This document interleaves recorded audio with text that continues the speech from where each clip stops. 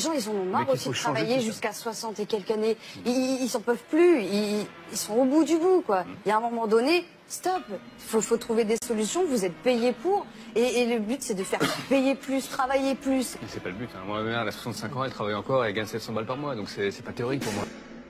Votre mère, elle travaille et elle gagne 500 balles par mois. Et vous n'êtes pas gilet jaune. Mais...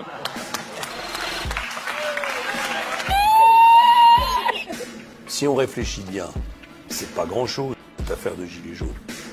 Je vais être un peu prétentieux, mais quand j'étais ministre des Affaires sociales, j'ai fait une réforme des retraites, j'ai mis 2,5 millions de personnes dans la retraite. What the fuck? Si on réfléchit bien, c'est pas grand-chose, cette affaire de gilet jaune. Il y a eu au maximum des manifestations 150 ou 180 000 personnes dans toute la France à manifester. Je vais être un peu prétentieux, mais quand j'étais ministre des Affaires sociales, j'ai fait une réforme des retraites, j'ai mis 2,5 millions de personnes dans la retraite. Ah oui, vous avez fait mieux là. Macron, c'est un petit joueur à côté. Voilà. Pourtant, il va reculer. Il va reculer et il va se lancer dans son affaire de grand débat, qui, à mon avis, a eu des conséquences fâcheuses sur la suite de sa volonté de réforme.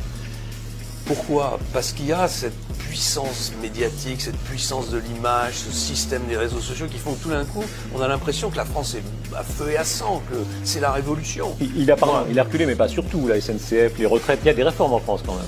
Les retraites, on va voir. Ouais. Pour l'instant, je ne les ai pas vues. Et la SNCF, c'était avant les Gilets jaunes. Je vais être un peu prétentieux, mais quand j'étais ministre des Affaires sociales, j'ai fait une réforme des retraites, j'ai mis 2,5 millions de personnes dans la retraite. Mais j'étais en Chine à un moment pendant cette réforme des Gilets jaunes, pendant cette révolte des Gilets jaunes. Et les Chinois disaient, mais... La France, eux, ils auraient tiré dans le tas. C'est la révolution. Qu'est-ce qui se passe?